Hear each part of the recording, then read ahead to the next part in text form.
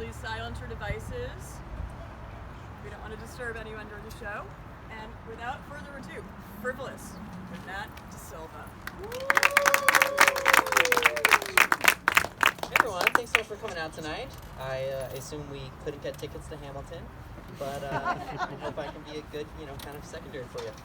All right, welcome to the Providence Fringe Festival and to Frivolous, a show about musicals and other things featuring Matt DaSilva. Thanks so much for coming out, supporting live theater, and most importantly for supporting me, Matt DaSilva. Now, as you heard on the way in, this is a pay-what-you-can show. Maybe you've been conveniently ignoring that this whole time, but now I've said it again. So make sure you pay what you can. If you don't have cash, that's totally cool. I do accept Venmo at my name, which is Matt DaSilva. Okay, great. So, a lot of people have been asking me, what is this show about? It's kind of got a weird title. It's about musicals and other things. What does that mean? Well, I'm going to be honest with you. The show is not really about anything. It's just kind of be about some songs and some other stuff that I like. And we'll be here for a little while and we'll hopefully have fun. So, just a few logistics to get out of the way before we get started. What are we doing here? It'll be about 45 minutes long. There will be some songs. Don't sing along unless you're instructed to. You won't be instructed to. And try to pay attention. I do talk fast. I tend to ramble a bit. But, if you're not paying attention, you might miss the one key piece of information, the connective tissue that really weaves everything together and has the light bulb moment for you so that everything makes sense. Just kidding. That's not a thing. Okay, any questions? Great. Good. Now, legend of stage and screen Patti LuPone once told me that it is the lead performer's job to make sure the audience feels comfortable. To be clear, she didn't tell me this, but I did hear it on a podcast, which felt very intimate. I don't quite have the performing ability of Miss LuPone to make you all feel comfortable, but I did bring some blankets.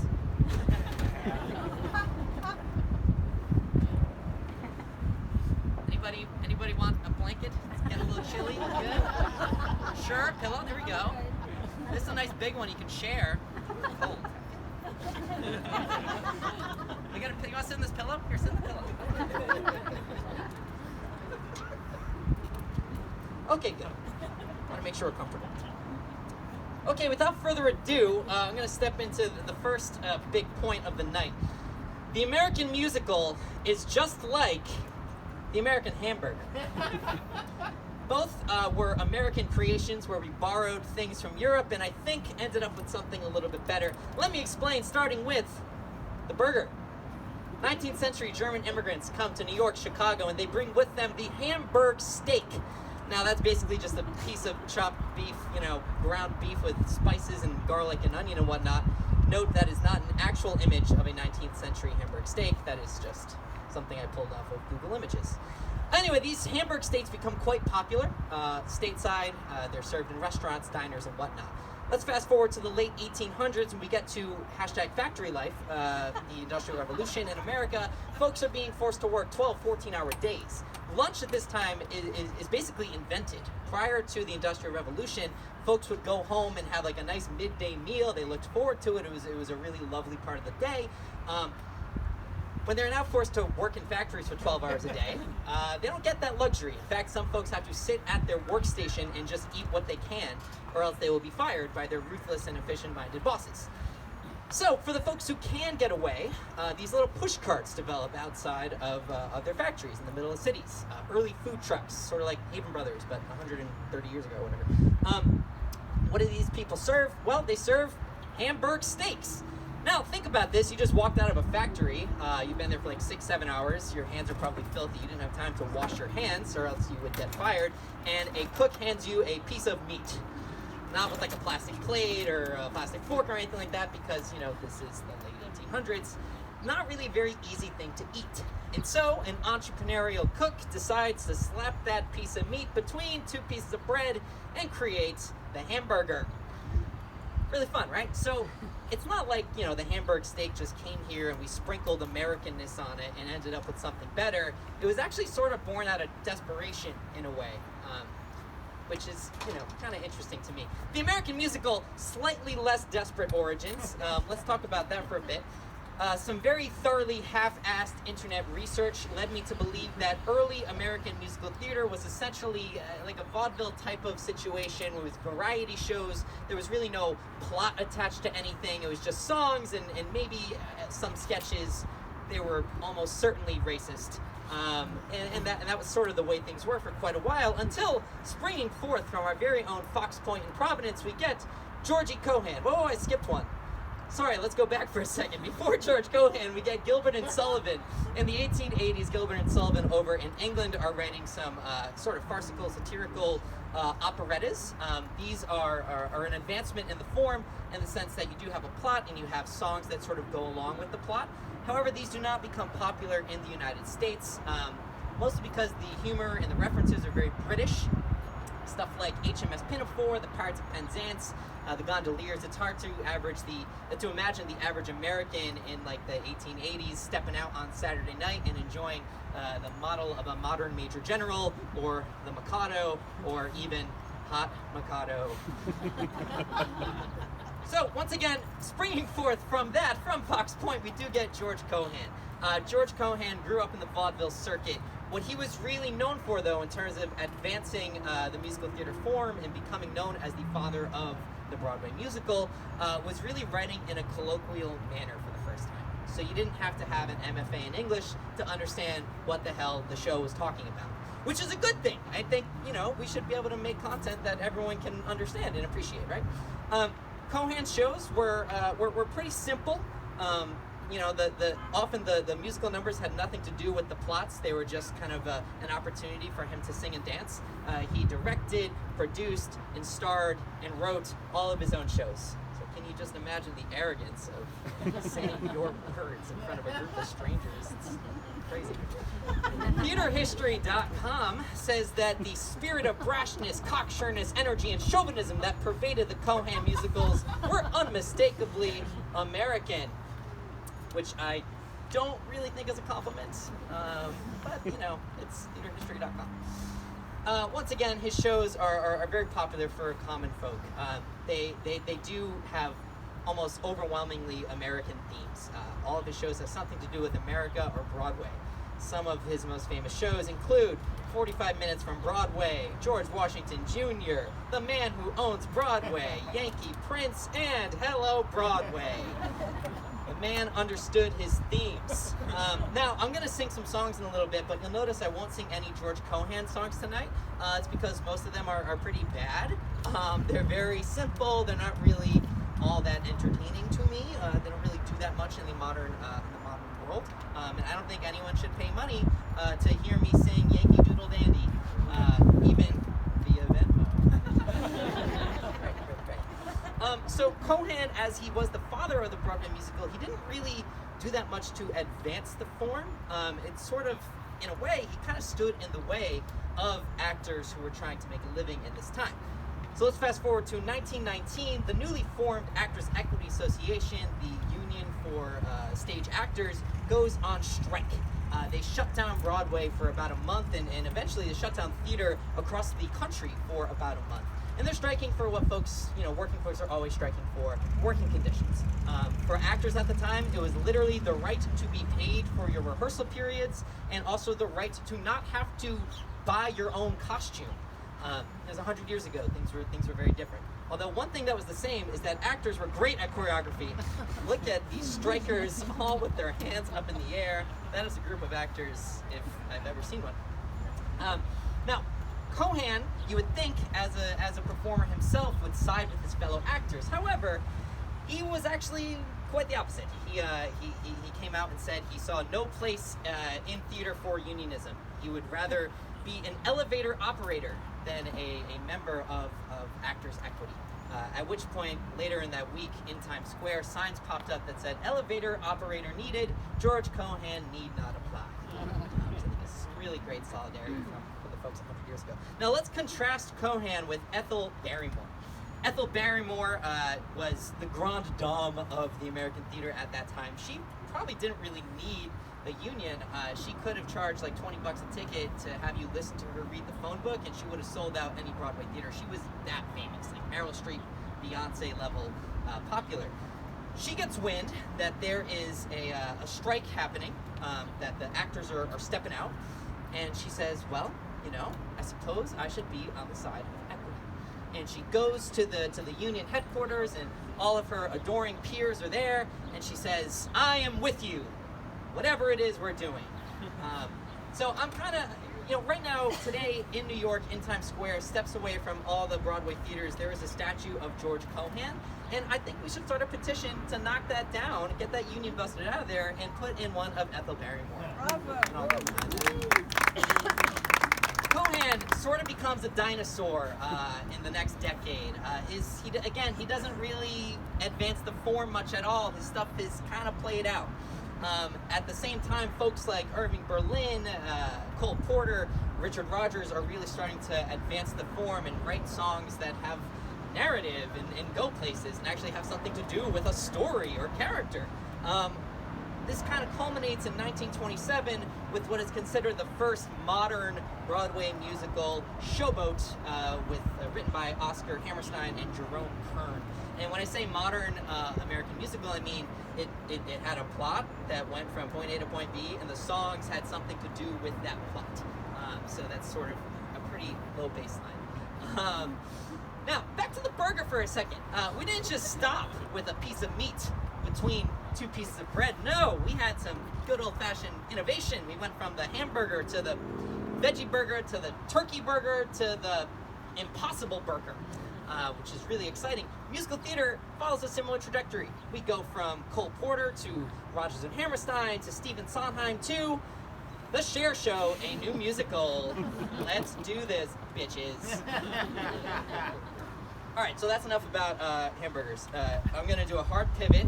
There's no transition here. We're just going to talk about the National Basketball Association.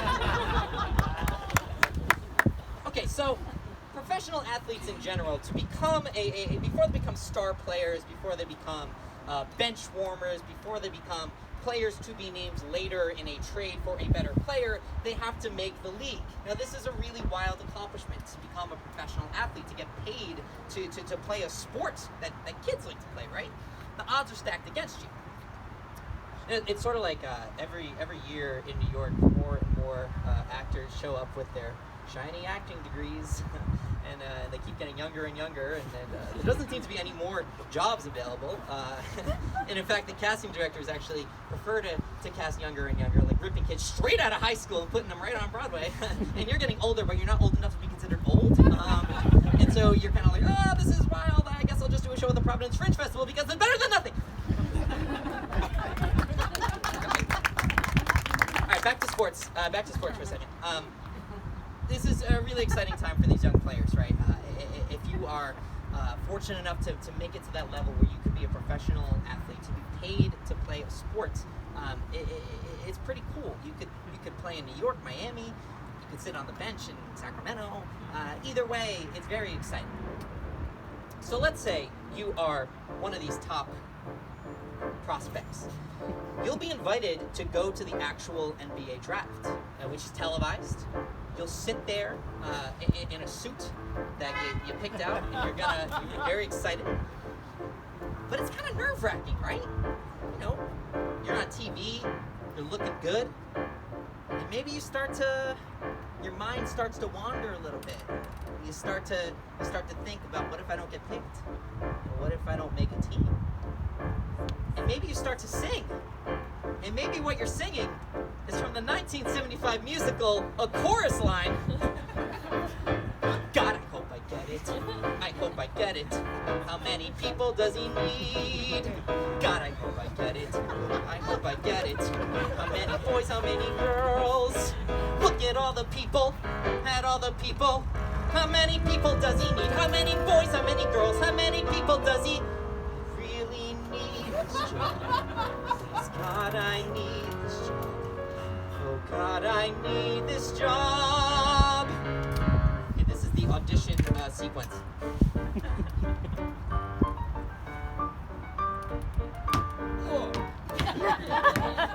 I'm nervous. I'm not doing well because I'm nervous. Oh, that's not even basketball. God, I really blew it. I really blew it. How could I do a thing like that? Now I'll never make it. I'll never make it. He doesn't like the way I look. He doesn't like the way I dance. He doesn't like the way I... This is the redemption sequence. Oh.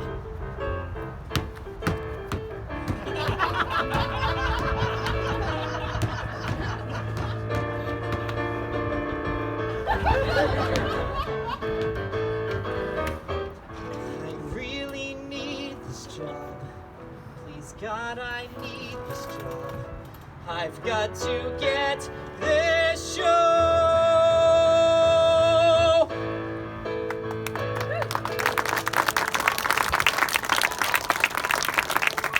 Am I my resume? That is a picture of a person I don't know.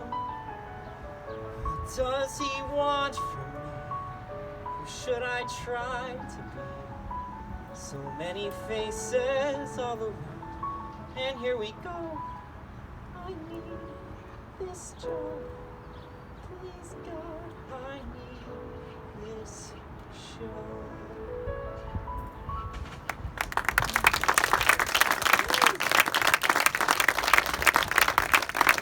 Sometimes in the NBA, the best way to become a good team is to actually lose a lot of games. The way this works is if you're really bad one season, you will be rewarded with a higher draft pick for the following season. It's an attempt to sort of balance out the level of talent in the league. Are we following? Do we get this idea? Okay, cool. So often teams will do something called... They'll call it a rebuilding season. It's really known as tanking. Now, what is tanking? It means essentially you're losing on purpose. Maybe your star player doesn't play in the fourth quarter. Maybe certain guys will just sit out with leg soreness for like 3 or 4 weeks. What is leg soreness? We all have leg soreness. You're not like missing shots on purpose, but you're not upset if you lose because you're gonna increase your odds at a higher pick in the next year and hopefully make your team better. Now the most sort of egregious, legendary, I would argue inspirational case of this tanking was perpetrated by the head of the Philadelphia 76ers, Sam Hinkie. A very pleasant looking guy.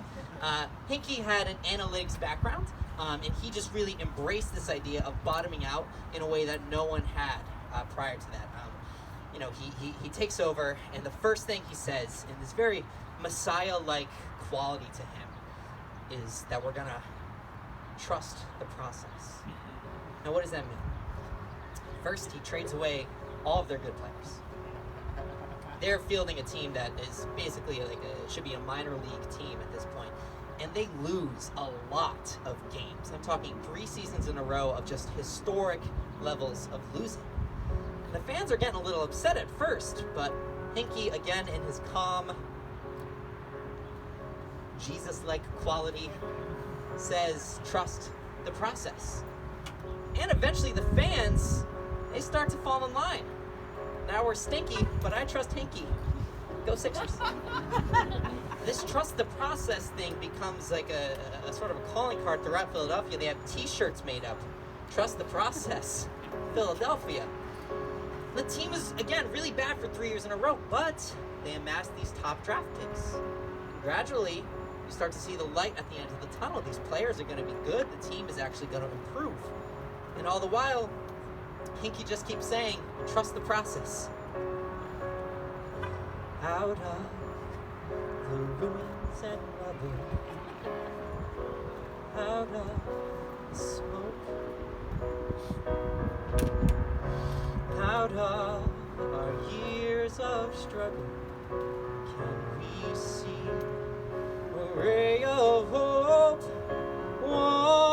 One pale thin ray reaching for the day. We can build a beautiful city. Yes, we can. Yes, we can. We can build a beautiful beautiful city, not a city of angels, but we can build a city of men. When your hope is all but shattered, when your faith is all but killed, you can give up bitter and better, or you can slowly start to build a beautiful city. Yes, we can. Yes, we can. We can build a beautiful city, a city of angels. Finally, a city of men.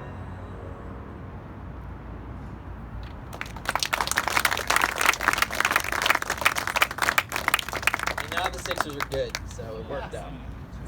And that was Beautiful City from the musical Godspell. I don't think Stephen Schwartz ever expected it to be used in that way. Yet I don't think that's the stupidest thing that'll happen tonight. Okay.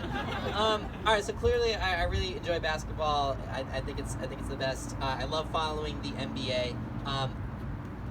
In some ways, I enjoy following the NBA as much for what happens off the court as for what happens on the court. I love knowing which players are being traded to which teams, which Kardashian is dating who, all of these things, who's gonna, retire and end up being a talking head. I love it all. Now, for the most part, players in the NBA are very respectful of one another. They have really good relationships. A lot of these guys have been playing together for, 10, 20 years through when they were 13 years old, right? And there is a really good sense of fraternity amongst these superstars, the best of their profession. But every once in a while, we get a really good player-on-player feud, and that's sort of my favorite part of the NBA in a lot of ways. Now, for 8 years, Russell Westbrook and Kevin Durant were star players on the Oklahoma City Thunder. Now, they never made it. They never won the championship, but they were good. They were really good. They sort of made the finals once. They came really close to making the finals another time, and they were really fun to watch. Partially because these guys had just a great relationship. They felt like they truly had this bond playing in Oklahoma City, just flyover garbage place. And so, in 2016, they came one game away from upsetting the Golden State Warriors, who are one of the best teams in the history of basketball. And everyone was like, all right, well, you know what? We're on the precipice. We're right there. We just got to tweak the team a little bit, and maybe we can be NBA champions. Which made it all the more devastating for NBA fans everywhere, and particularly Oklahoma City fans, when Kevin Durant, after losing to the Golden State Warriors, signed that summer with the Golden State Warriors. Betrayal. This is mythic Shakespearean stuff, folks. Apparently, he didn't even call Russell Westbrook to let him know that he was leaving. These guys were teammates for 8 years. They grew up together, essentially. And all of a sudden, he's just gone. So what does Westbrook do? Well, that season, he goes on a scorched earth scoring spree, having one of the most statistically significant, impressive NBA seasons in the last 50 years.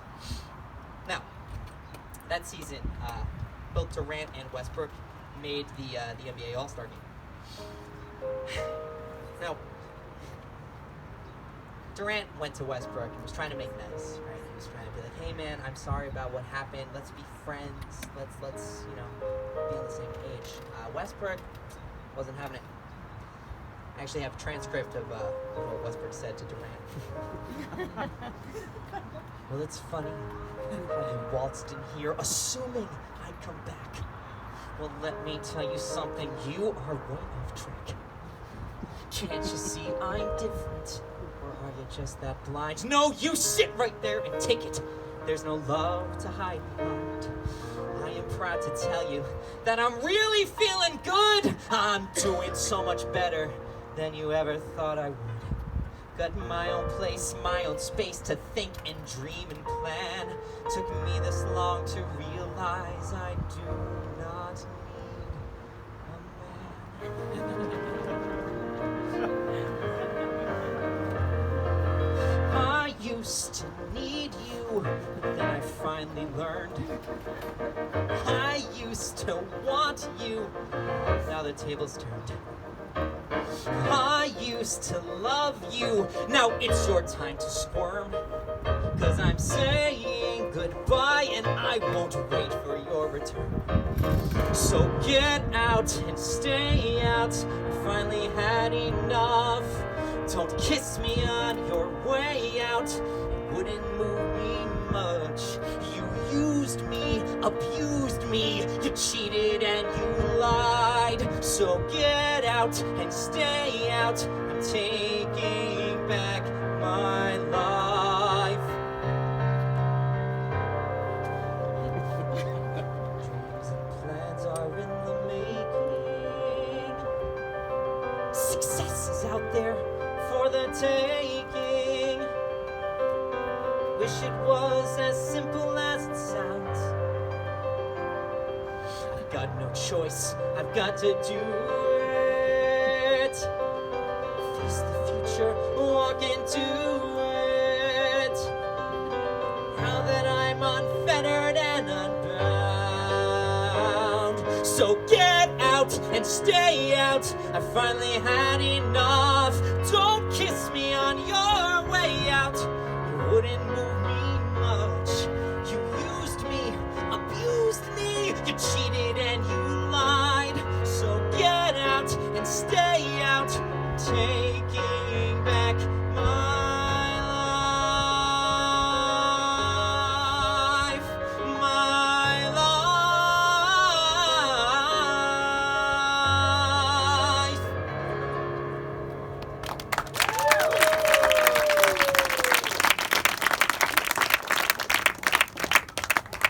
That's from the Broadway musical 9 to 5, written by Dolly Parton.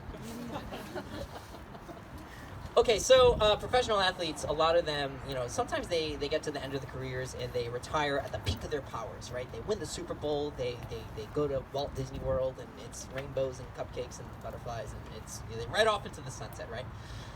Sometimes professional athletes at the end of their career will sort of hold on a little bit too long until they tear an Achilles, and it's really bad, and that's pretty sad. But then there's other folks who sort of know the end is coming and will just make a big deal about it and sort of publicize that as much as possible. Dwayne Wade was a great player in the NBA for a long time. He was a top shooting guard. He was a really great scorer, very athletic. His nickname was The Flash. And so as he, reached his early to mid 30s, which in basketball years is old, he became a little less flashy, right? So Dwayne Wade decides that this last season he's going to retire. Now, does he just kind of play out the string and go away at the end of the year? No. Dwayne Wade has a documentary crew follow him for the whole season and does this jersey swap thing where everyone's going to get jerseys.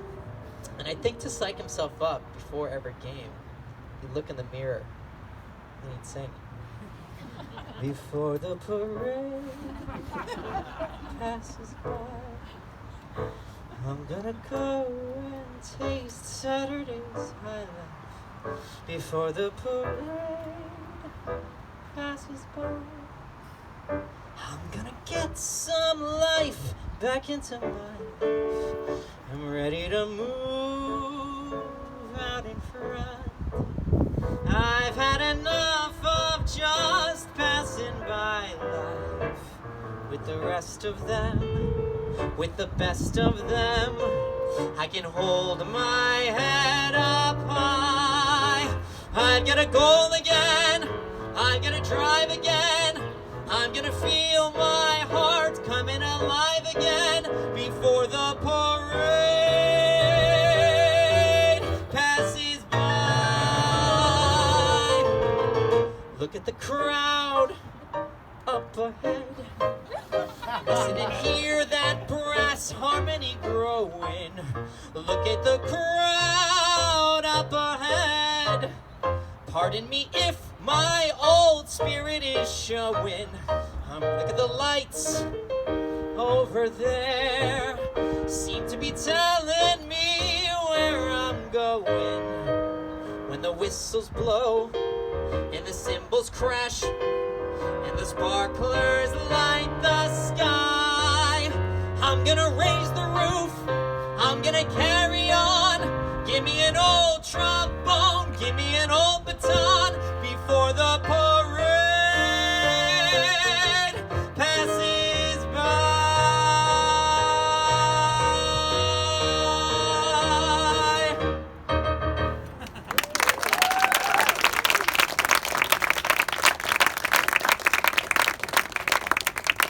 Okay, so I really like sports, obviously. It's really fun, it's a great hobby. But sometimes, if I don't know who's playing a given game, I don't have a rooting interest or something like that, I lose interest. I check Instagram, my attention wanes, I do something productive with my time. Fortunately, there's this really great invention I want to tell you guys about that guarantees you will always pay attention to a sporting event, and it is called gambling. For people who aren't familiar with the concept, sports gambling is where you pay money to a casino or a bookie, and you are essentially predicting what you think will happen in a given event. Now, if you are correct in that prediction, you get that money back plus a little bit extra, which is cool. Now, if you're wrong, you lose your money. However, if you're doing this legally in the state of Rhode Island, you're doing it at Twin River Casino. Not a sponsor, but I'm open to it. And you're gonna go to the river, and you're gonna pay that money, and you're not gonna get it back. But if you think of it, the state of Rhode Island is gonna take it. So, in a sense, it's like paying taxes. It's a civic duty, right? And so, just what if every civic duty was as exciting as gambling? They call you Lady Luck, but there is room for doubt. At times you have a very unladylike way of running out. You're on this date with me. The pickings have been lush, and yet before the evening is over, you might give me the brush. You might forget your manners. You might refuse to stay. And so the best that I can do is pray. Luck be a lady tonight. Luck be a lady tonight. Luck if you've ever been a lady to begin with. Luck be a lady tonight. Luck, let a gentleman see how nice of a dame you can be. I know the way you've treated other guys you've been with. Luck, be a lady with me. A lady doesn't leave her escort. It isn't fair. It isn't nice. A lady doesn't wander all over the room and blow on some other guy's dice. So let's keep the party polite. Never get out of my sight. Stick with me, baby, I'm the fella you came in with. Luck be a lady. Luck be a lady. Luck be a lady tonight.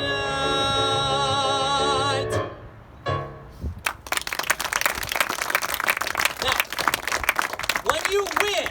when you win, it is the best feeling in the world. Think about this. Just let me paint this picture for you. A game happened. You were probably going to watch that game anyway. And then when the game was over, you got paid. It's the best, right? Like, why would you not do it, like, all the time? Then whatever it is that you like to watch, if it's Real Housewives, if it's a Hallmark movie, Christmas movie stuff, I don't know, whatever it is, think about watching those, and then at the end of it, you make $10. You would do it all the time, right? It's a no-brainer. I remember the first time I turned $10 into $20 when I hit a 3-team parlay. It felt like this. There were bells on the hill, but I never heard them ringing.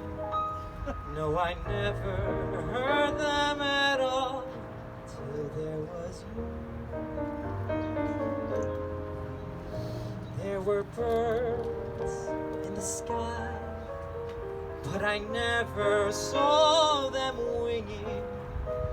No, I never saw them at all till there was you. And there was music, and there were wonderful roses, they tell me, in sweet, fragrant meadows of dawn and dew.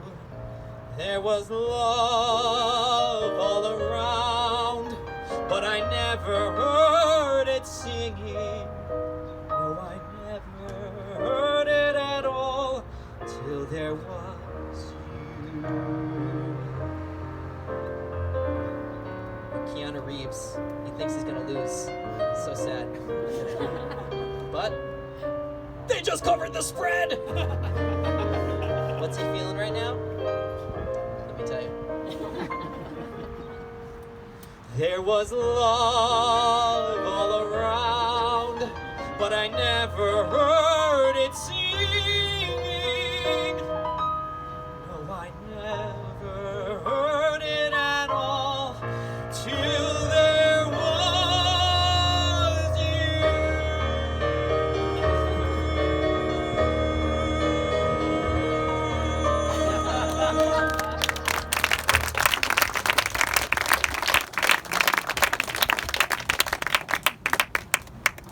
Now, on the flip side, when you lose, it's not as sweet. I'm gonna take the stool for this one. It's a dramatic song.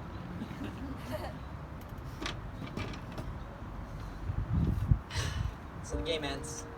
It's probably like a heartbreaking ending. You should have won. And you're just thinking to yourself, you know, that money that I don't have anymore, that was my money. That money used to be mine. It's not what I asked for. Sometimes life just slips in through a back door. Cars and a person makes you believe it's all true. Now I got you. You're not what I asked for. If I'm honest, I know I'd give it all back for a chance to start over, rewrite an ending or two. For the girl that I knew who'd be reckless just enough, who gets hurt, but who learns how to toughen up when she's bruised and gets used by a man who can't love. And then she gets stuck and she's scared of the life that's inside her, growing stronger each day, till it finally reminds her to fight just a little, to bring back the fire in her eyes that's been gone but used to be mine.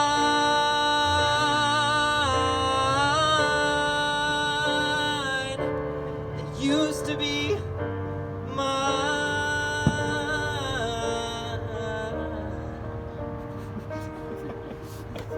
She is messy, but she's kind. She is lonely most of the time.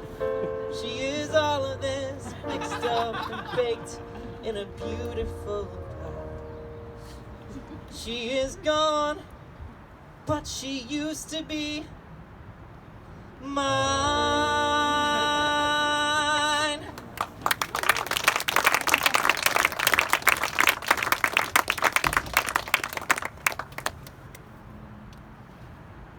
Okay, that's enough about sports. All right, we're gonna get to the last part of the night here.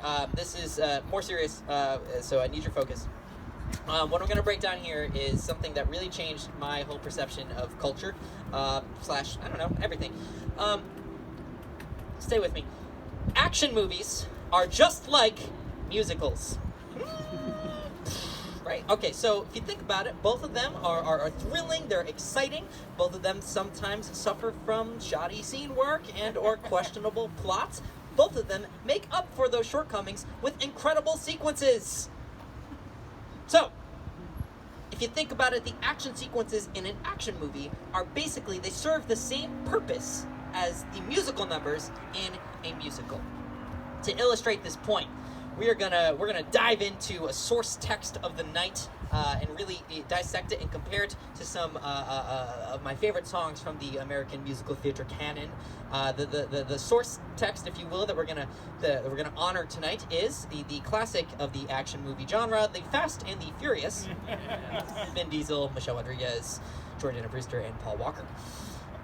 Okay, let's dive right in. So, The Fast and the Furious has an opening sequence that really sets the tone for the whole movie. Let's watch a little bit. Look at this car. They are driving so fast, they're going to steal from this truck, and that car goes underneath the 18-wheeler. They're driving like 90 miles an hour. It's wild. This is the first 30 seconds of the movie.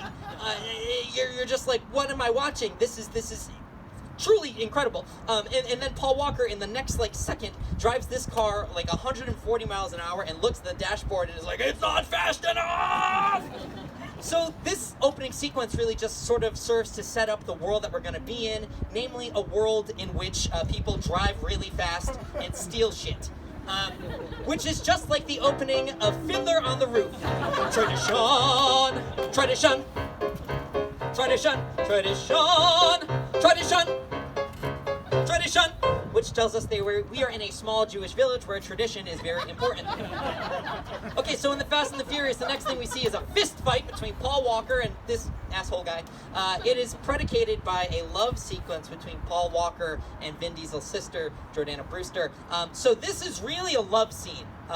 Stick with me. And you know, we see it in an action movie in the form of a fist fight because, you know, we don't think too good.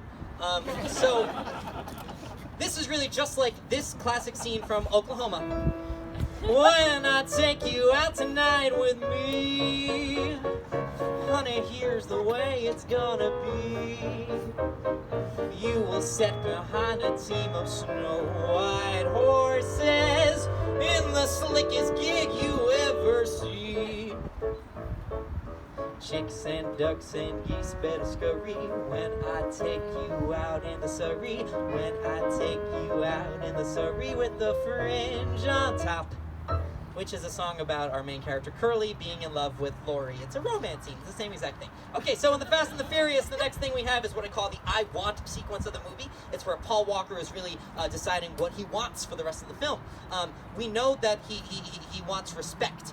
We know this because he is willing to gamble $2,000 on a single race against Vin Diesel, and also because he looks right into the camera and says, I want respect! And he's driving, and this is the race, and look how fast they're going! This is incredible! It's so fun! It's like, this world is just the best world.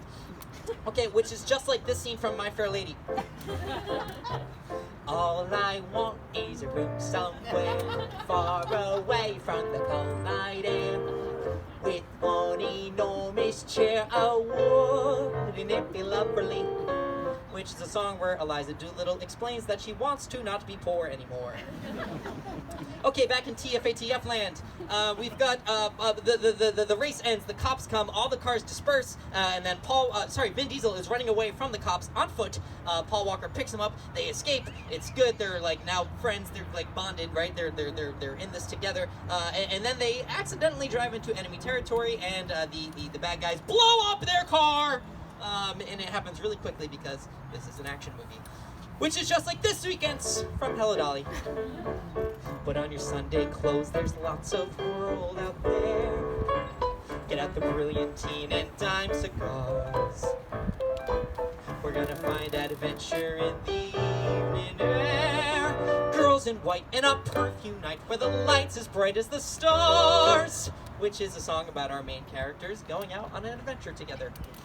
Okay, so there's not really a great action sequence for a minute here in The Fast and the Furious, but we do have a montage where they tell us how to make a car, which I think is fun. These big canisters of NOS, which are, you know, the things that make the cars go really fast. So whatever, it doesn't have much to do with the plot, but it's sort of like this part from Frozen where we've been with Anna and Elsa the whole time, and then the snowman sinks.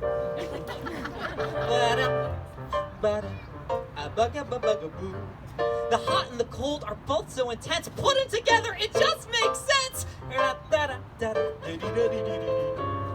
Winter's a good time to stay in a cuddle, but put me in summer and I'll be a happy happy snowman. When times get rough, I like to hold on to my dream of relaxing in the summer sun, just letting off steam. Oh, the sky will be blue, and you guys will be there too. When I finally do what frozen things do, it's summer.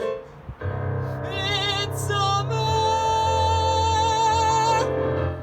Which has nothing to do with the plot, but is really cute. Yeah, Frozen! Target audience right there.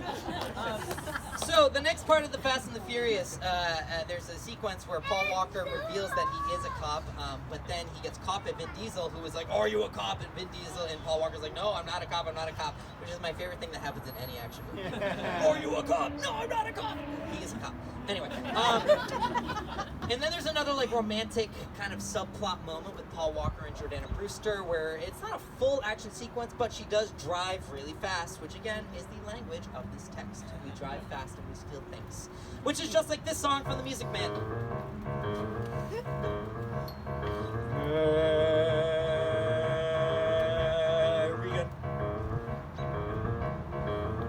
Madam Librarian,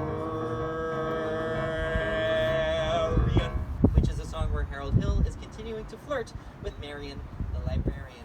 Moving on, we get the end of the first half of the Fast and the Furious, and it is like a big, action-packed, amazing sequence.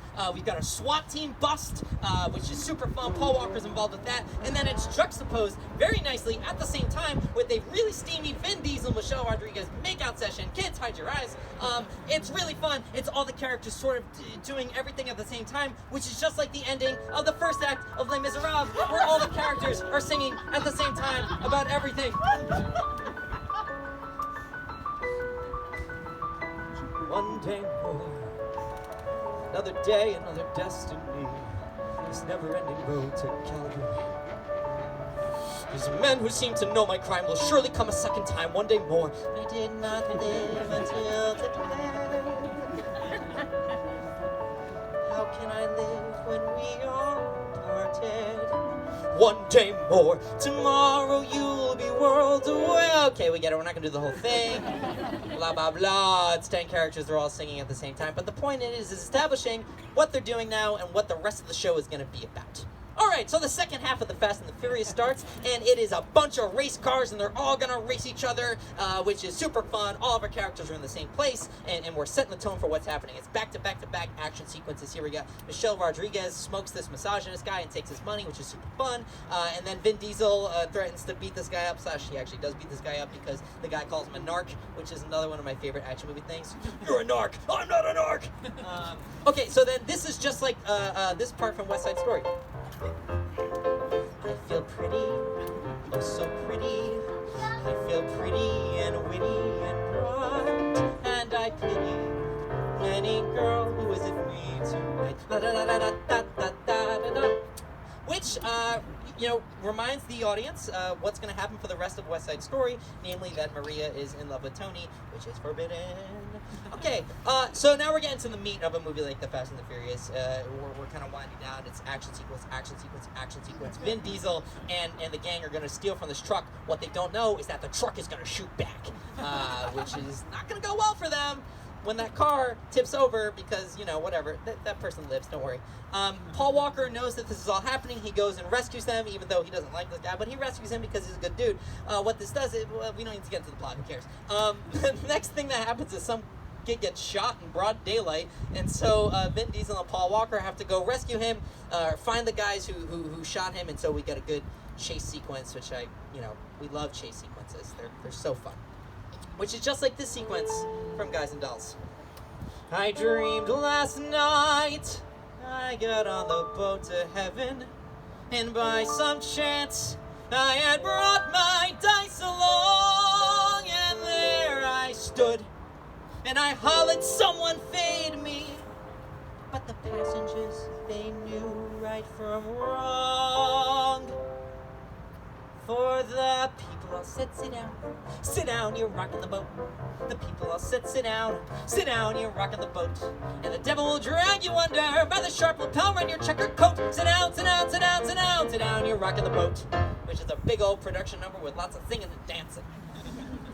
All right, now we get to the what I call the 11 o'clock number in the Fast and the Furious. The 11 o'clock number in musical theater world is where your protagonist or main character really sings about his or her, change and what they're going to do to sort of come to a resolution and drive the show towards its ending. It's really like a big kind of emotional moment in most shows when they're written well. In the Fast and the Furious, this takes the form of a drag race between Vin Diesel and Paul Walker, where they almost get hit by that train. Really close to getting hit because it's a macho off type situation. Vin Diesel, he's like, oh wow, we did that. That's great. Oh, and Paul Walker's like, oh yeah, watch out for that truck. And, oh, this isn't good. Oh. The car bounces for another 30 seconds. Vin Diesel walks right out, obviously. That's really both of these characters sort of kind of bearing their soul in the way that they know how in the Fast and the Furious. Which is just like this sequence from Cabaret.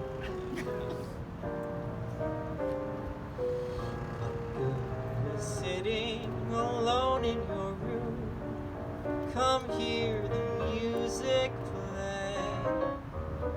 Life is a cabaret, old chum. Come to the cabaret. Put down your knitting, the book and the broom.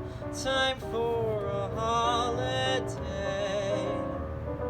Life is a cabaret, old chum. Come to the cabaret. Come taste the wine, come hear the band, come blow your horn, start celebrating. Right this way, your table's waiting. No use permitting some prophet of doom to wipe every smile away. Life is a cabaret, old chum. Only a cabaret, old chum, and I love the cabaret.